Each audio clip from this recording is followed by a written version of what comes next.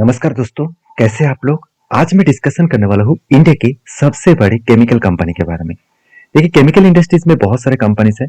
उनमें से सबसे बड़ी जो कंपनी है उसका नाम है एसआरएफ। तो अगर मैं केमिकल इंडस्ट्रीज के पूरे सेक्टर वाइज देखूं तो सबसे बड़े दिखाएगा आपको पीडीलाइट इंडस्ट्रीज। देखिए, पीडीलाइट भी एक केमिकल कंपनी है। देखा जाए तो पेंट कंपनी भी एक केमिकल कंपनी है, क्योंकि केमिकल के बिना पेंट बनेगा नहीं और केमिकल के बिना कोई भी अधिसाब इंडस्ट्रीज बनेगा नहीं। तो उसके लिए पीडीलाइट को भी एक केमिकल इंडस्ट्रीज से बिलोंग किया जाता है। सिर्फ अगर केमिकल कंपनीज के बारे में बात करूं तो ये सारे देखा जाए तो एक अकेला कंपनी है जो टॉप लीडिंग परफॉर्मेंस कर रहा है और हाईएस्ट रैंकिंग में है। और एसआरएफ जैसे कंपनी जिस तरीके से रिटर्न दिया, 9 लाख% से भी ज्यादा रिटर्न दिया, तो इतनी बड़ी रिटर्न दिया जब से स्टार्ट हुआ है। तो देखिए, रिटर्न के चक्कर में किसी भी कंपनी के ऊपर काम नहीं करना है। हम लोग अगर किसी भी कंपनी के ऊपर काम करना है तो उसके ऊपर टेक्निकली और कंपनी के ऊपर फंडामेंटली चीजों को देखकर समझकर काम करना चाहिए। मैं हमेशा बोलता हूँ कंपनी का बिजनेस मॉडल बहुत स्ट्रांग है, क्योंकि कंपनी फ्लोरोकेमिकल्स के ऊपर, साथ ही साथ देखा है तो कंपनी स्पेशलिटी केमिकल्स के ऊपर, साथ ही साथ पैकेजिंग फिल्म्स के ऊपर, और साथ ही साथ देखिए लैमिनेट के ऊपर और फैब्रिक के ऊपर, साथ ही साथ कोटेड फैब्रिक के ऊपर, साथ ही साथ देखा जाए तो टेक्निकल टेक्सटाइल के ऊपर, इस तरीके से प्रोडक्ट के ऊपर काम कर रहा है जो बहुत ज्यादा आज डिमांडेबल है। फ्यूचर में और भी कई गुना बढ़ने वाला है, क्योंकि आप सभी जानते हैं फ्लोरोकेमिकल्स का तो डिमांड बढ़ेगा ही। स्पेशलिटी केमिकल का आज जितना डिमांड है, फ्यूचर में और भी ज्यादा बढ़ने वाला है, क्योंकि बहुत सारे लोग बहुत सारे सालों में अराउंड 3 इयर्स केमिकल सेक्टर में कुछ खास परफॉर्मेंस हुआ नहीं, क्योंकि बेसिकली इसके पीछे रीजन एक ही है कि स्पेशलिटी केमिकल के ऊपर कारण स्पेशलिटी केमिकल के जो डिमांड है वो कम हो चुके थे। तो चलो एसआरएफ पे कितना ग्रोथ है वो चलो सबसे पहले देख लेते हैं। तो ग्रोथ दिखाने से पहले कंपनी का अपकमिंग प्रोजेक्ट के बारे में चर्चा करूंगा। अगर कंपनी का अपकमिंग प्रोजेक्ट के बारे में बात करूं, कंपनी का अपकमिंग कैपेक्स के बारे में बात करूं, तो कंपनी बता रही है कि 1545 करोड़ के आसपास कंपनी कैपेक्स को अनाउंसमेंट करने जा रहा है। और ये भी बताया जा रहा है, देखिए कंपनी फाइनेंशियल जो ईयर 2025 में है, इस फाइनेंशियल ईयर में जो रिजल्ट है ओवरऑल अच्छा खासा रिजल्ट इंक्रीज भी करेगा और उसके साथ साथ कैपेक्स को भी इंक्रीज करेगा। तो कंपनी देखिए the project will be located of Gujarat, Gujarat में इस केमिकल फैक्ट्री बनेगा। और ये भी बताया जा रहा है कि ग्लोबल वार्मिंग के जो पोटेंशियल है, कार्बन जो फुटप्रिंट है उसके ऊपर ही कंपनी काम करने वाला है। तो एस्टिमेट किया जा रहा है कंपनी 1100 करोड़ तक इन्वेस्टमेंट करने जा रहा है। और बताया जा रहा है कि जब project expected to be completed about the 30 months, 30 months के अंदर अंदर इस प्रोजेक्ट को कंप्लीट करेंगे। तो कंपनी की जो बेस है, कंपनी की जो ग्रोथ है, यहाँ पे सीधा सीधा आपको देखने को मिला है। साथ ही साथ कंपनी और एक प्रोजेक्ट करने वाला है जो है बीओपीपी। तो बीओपीपी और बीओपीई, ये जो दोनों मैन्युफैक्चरिंग फैक्ट्रीज है वो बनाने जा रहा है, और वो भी इंदौर इंडिया में बनेगा।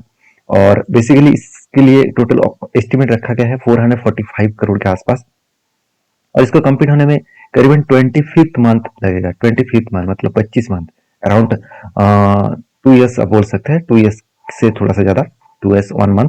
तो इस तरीके से कैपेक्स को कंपनी कंटिन्यूसली करते चले जा रहे हैं। उसके साथ साथ कंपनी एक्वायर भी किया है, अपग्रेड भी किया है और मेंटेनेंस भी किया है फिजिकल एसेट को। तो सीधा सीधा कहूँ कंपनी का जो मैनेजमेंट है बहुत स्ट्रांग है। क्यों मैं स्ट्रांग बता रहा हूँ, चलो मैं आपको बताता हूँ। देखिए, कंपनी का कर्जा ना के बराबर है। सबसे पहले मैं कर्जे को दिखाऊंगा। देखिए, जो लोग सोचते हैं कि कंपनी के पास बहुत ज्यादा कर्जा है, मेरे हिसाब से नहीं है, क्योंकि कंपनी का जो कर्जा है वो धीरे धीरे करके बढ़ रहा है, और कंपनी का जो रिजर्व है वो भी धीरे धीरे करके बढ़ता हुआ देखने को मिले, फिक्स्ड एसेट भी बढ़ता हुआ देखने को मिले। और मजेदार बात आपको बता दूं, कंपनी के ऊपर CWIP में कंपनी हर टाइम इन्वेस्टमेंट करते रहता है। मतलब कंपनी खुद के बिजनेस के ऊपर पैसा हमेशा हमेशा लगाए जाते हैं। और जो लोग सोचते हैं कि कंपनी का सचमुच क्वार्टरली रिजल्ट अच्छा हो रहा है, देखिए अगर मैं सीधा सीधा सेल्स के बारे में बात करूं, लास्ट 3 इयर्स में जो केमिकल सेक्टर का जो सेल्स है वो बहुत बुरी तरीके से खराब हुआ है। उस जगह पे कंपनी खुद को रिकवरी कर रहा है और खुद को एक रेंज में रखा है, सेल्स के रेंज में। तो वो बहुत बड़ी बात है। और कंपनी की सारे पॉइंट्स को मेजर करके कंपनी का नेट प्रॉफिट इस बार कम तो हुआ, फिर भी कंपनी के ऊपर बूस्ट इसीलिए हुआ क्योंकि ओवरऑल पीरियड में कंपनी का नेट प्रॉफिट देखा जाए तो सेल्स में 2% का नेगेटिव डेटा देखने को मिला, और जहां पे प्रॉफिट 35% तक डाउन हुआ है। तो जो डाउन हुआ है, क्या सिर्फ इसी कंपनी के ऊपर डाउन हुआ है? अगर पूरा सेक्टर वाइज देखूं तो देखिए सिर्फ एसआरएफ के ही हालत थोड़ा सा खराब है। बाकी कंपनीज तो अच्छा खासा परफॉर्मेंस कर ही रहा है। देखा जाए तो कुछ कंपनीज में प्रॉब्लम्स है, जैसे दीपक नाइटेड हो गया, जैसे लिंडा इंडिया हो गया। तो इस तरीके से कंपनीज के ऊपर सेल्स एंड प्रॉफिट डाउन है। तो क्या इस कारण की वजह से एसआरएफ को बेकार कंपनी कहा जा सकता है? ऐसे बिल्कुल नहीं, क्योंकि अगर कंपनी का प्रॉफिट एंड लॉस देखूं तो कंपनी 1100-1200 करोड़ के आसपास प्रॉफिट कर रहा है। उस हिसाब से अगर कैश फ्लो देखूं तो cash flow positively company growth करते चले जा रहे हैं। मतलब कंपनी का जो पहले ड्यू था वो भी कंपनी उठा चुका है, और जो अभी भी कंपनी पेमेंट कंपनी को मिलना था वो भी कंपनी मार्केट से उठा रहा है। तो अच्छी बात यही है कि जेब में पैसा आ रहा है तो उस पैसे को कंपनी बिजनेस के ऊपर इजिली इन्वेस्टमेंट कर सकते हैं। अभी कंपनीज के ऊपर एक चीजों को और भी ध्यान देना है। कंपनीज के ऊपर जो इन्वेस्टर है, कंपनी अगर बेकार होता, मैं चलो मान ही लेता हूँ कंपनी अभी बेकार हो चुके हैं, सेल्स खराब है, तो उस हिसाब से इन्वेस्टर तो माल बेचकर भाग जाते। उल्टा एक इंस्टीट्यूशन ने कुछ क्वांटिटी को बेचा, उसका सीधा सीधा फायदा दूसरा इंस्टीट्यूट ने खरीदारी किया। मतलब एफआईएस ने माल बेचा, डीएस ने खरीदारी किया है।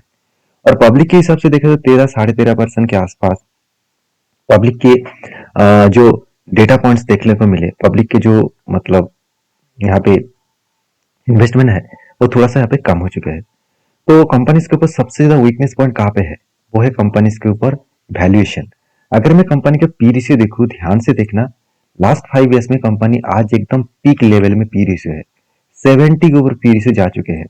और देखिए देखिए 70 हो और नीचे हो, कंपनी हमेशा ट्रेंडिंग में होता है, क्योंकि इसका चार्ट अगर देखेंगे तो पिछले दिनों में कंपनी धमाका परफॉर्मेंस किया, और कंपनी अराउंड एक साल में एक ही रेंज के ऊपर काम किया। और जब तक एक ही रेंज के ऊपर काम किया उसके बीच में मैंने 4 बार इस कंपनी के ऊपर काम किया एज ए स्विंग बेसिस में। मैं आपको दिखाऊंगा किस पैटर्न के बेसिस में, किस स्ट्रेटेजीज के बेसिस में मैंने काम किया। तो सारे पॉइंट्स आपके सामने रख चुका हूँ, सिर्फ 2 ही पॉइंट मैं आपको बताऊंगा। कंपनी का आरओसी आरओई में अभी भी ग्रोथ नहीं है, क्योंकि केमिकल सेक्टर में उतना ज्यादा ग्रोथ अभी तक हुआ नहीं है। तो जब ग्रोथ बढ़ेगा तो फिर से वो रिकवरी भी कर पाएंगे। तो अभी चलो कंपनी के टेक्निकली चार्ट पैटर्न्स के ऊपर चले जाते हैं। अगर मैं टेक्निकली चार्ट पैटर्न्स के बारे में चर्चा करूं तो एक बार एसआरएफ के चार्ट ओपन कर लेता हूं। तो मैं ज्यादा से ज्यादातर इस कंपनी के ऊपर आरएसआई स्ट्रेटेजीज को यूज करता हूं। तो आरएसआई स्ट्रेटेजीज के हिसाब से कंपनी एक बेस्ट धमाका दिखा चुके हैं। जैसे देखिए यहाँ पे आरएसआई के रूल्स के हिसाब से मेरा आरएसआई रूल्स क्या है कि जब 200, ये जो लाइन है, आपको ये जो लाइन दिख रहा है, ये लाइन कौन सा है? ध्यान रखिएगा, 200 days moving average, 200 days moving average का लाइन है। तो यहाँ पे एक दो स्ट्रेटेजी मैंने ऐड किया, एक 200 डेज मूविंग एवरेज का लाइन, और दूसरा ये जो है आरएसआई, तो रिलेटिव स्ट्रेंथ इंडेक्स, तो इसको मैंने ऐड किया। तो दोनों चीजों को ऐड करने के बाद तो जो डेटा मुझे देखने को मिला, जो टेक्निकली चार्ट पर मुझे देखने को मिला, हमेशा मैं किस तरीके से फॉलो करता हूँ, ध्यान से इसको सीखिए, क्योंकि मेरा काम है आपको सारी चीजों को शेयर करना, सिखाना, और आपका काम है उसको सीखकर बैक टेस्टिंग करना। ऐसे नहीं कि टूट पड़ना, बैक टेस्टिंग करके देखना कि सचमुच उस स्ट्रेटेजीज में दम है। मैं अभी आपको बैक टेस्टिंग भी करके दिखाऊंगा।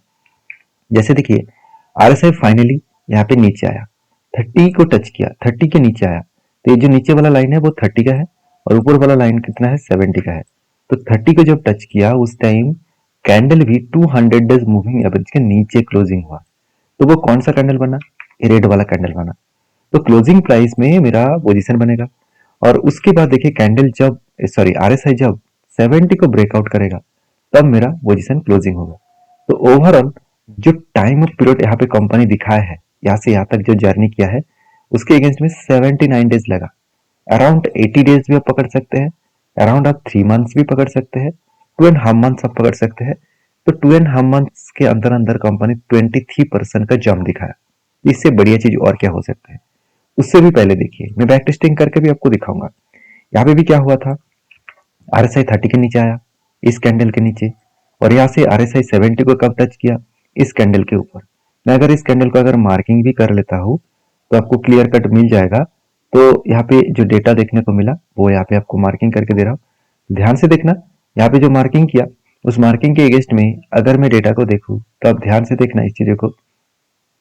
यहाँ पे क्या हुआ, यहाँ पे टोटल जो यहाँ पे ग्रोथ दिखाया कितना? 81 days, same to same days लगा, और यहाँ पे थोड़ा सा 12% का गेन मिला। तो उसी तरीके से अगर चीजों को समझे तो फिर पहले कहाँ पे बना था? यहाँ पे भी बने थे, ध्यान से देखना। यहाँ पे 30 के नीचे टच नहीं किया, और यहाँ पे 30 के नीचे टच किया था। तो इस पॉइंट ऑफ व्यू से अगर बात करूँ तो यहाँ पे भी देखिए जितनी बार मैंने टेल लिया, मैंने आपको क्या बताया कि जितनी बार मेरा यहाँ पे पोजीशन बने वो सारे पोजीशन में आपको यहाँ पे दिखाने वाला हूँ, क्योंकि 3 साल के अंदर एक ही रेंज में घुमा और इसी एक ही रेंज के अंदर कंपनी कितने बार फायदा दिया। देखिए यहाँ पे कितना है, 40 डेज में, ओनली 40 डेज में 15% का गेन। तो आप कहेंगे सर 15%, डे भी तो देखना।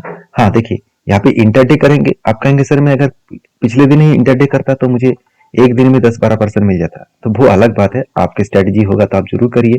तो देखिए यहाँ पे भी सेम टू सेम RSI के जो लाइंस यहाँ पे नीचे टच किया, उस कैंडल ने एक्चुअली यहाँ पे RSI नीचे आया और RSI 70 को इस जगह पे टच किया।